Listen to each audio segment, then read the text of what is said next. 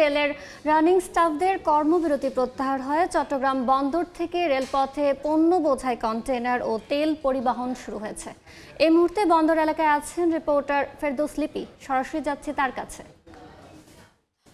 চট্টগ্রাম বন্দরে যেসব কন্টেনারবাহী ট্রেন আটকা পড়েছিল সেগুলো কিন্তু ছেড়ে যেতে শুরু করেছে। বিশেষ করে গতকাল মঙ্গলবার কিন্তু 3টি ট্রেন কন্টেনারবাহী ট্রেন চট্টগ্রাম বন্দর থেকে যাওয়ার কথা ছিল, সেগুলো যেতে পারেনি। আজকে সকাল থেকে কিন্তু সেগুলো যাওয়ার প্রস্তুতি নিচ্ছে এবং আপনারা দেখতে পাচ্ছেন যে বিভিন্ন ইয়ার্ড থেকে যে কন্টেনারগুলো আছে সেই কন্টেনারগুলো কিন্তু ক্রেনের মাধ্যমে এই যে রেলের যে স্থাপনাগুলো আছে সেখানে স্থানান্তর করা হচ্ছে এবং তারপরে এখানকার যারা কাজ করছেন তাদের সাথে কথা বলেছি। তারা বলছেন যে এই কাজটা সম্পূর্ণ হলে এই কন্টেনারবাহী ট্রেনগুলো ছেড়ে যাবে এবং এর আগে যেহেতু রেলের স্টাফদের ধর্মঘটটা সোমবার মধ্যরাতে শুরু হয়েছিল, সোমবার মধ্যরাতে কিন্তু কন্টেনারবাহী এবং তেলবাহী আরও 4টি ট্রেন যেতে পারেনি, সেগুলো আজকে চলে যাবে এবং একইভাবে ঢাকার আইসিডি থেকে কিন্তু কন্টেনারবাহী কোনো ট্রেন চট্টগ্রাম বন্দরে আসতে পারেনি, সেগুলো আশা করা হচ্ছে যে আসলে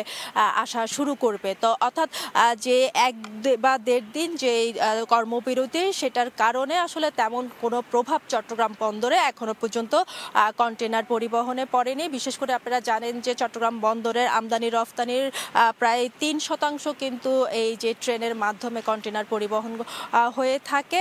অর্থাৎ সেটা যদি আমরা ধরি প্রতিদিন গড়ে 100 থেকে 120টি ইউএস কন্টেনার এই ট্রেনে করে পরিবহন হয়। তবে আশঙ্কা করা হচ্ছিল যদি কর্মবিরতি প্রত্যাহার না করা হয়, বিশেষ করে কন্টেনার পরিবহন এবং সেই কন্টেনারগুলো মাদার ভেসেলে তুলে এবং সেগুলো যে রফতানি কিংবা আমদানি সেই প্রক্রিয়াটা কিছুটা বাধাগ্রস্ত হওয়ার একটা আশঙ্কা তৈরি হয়েছিল। তবে যেহেতু ধর্মঘট প্রত্যাহার হয়েছে এবং এই 1-2 দিনে কিন্তু আসলে তেমন একটা প্রভাব পড়েনি এবং কন্টেনারগুলো যেগুলো আসলে গত সোমবার মধ্যরাত থেকে অর্থাৎ গতকাল মঙ্গলবার এই 1.5 দিনে যেতে পারেনি সেগুলো আজকে সকাল থেকে চলাচল শুরু করেছে। অর্থাৎ জটের কিংবা যে জটিলতার আশঙ্কা যেই করা হচ্ছিল সেটা হচ্ছে না। অর্থাৎ বলা যাচ্ছে যে আমদানিকারক কিংবা রফতানিকারক আছেন তারা অনেকটা স্বস্তির মধ্যে আছেন এবং এখানে যারা এখন কন্টেনারগুলো পরিবহনের কাজের সাথে যুক্ত তারা বলছেন যে হয়তো ঘন্টা খানেকের মধ্যে এই যে পরিবহন এখানে আমরা দেখেছি যে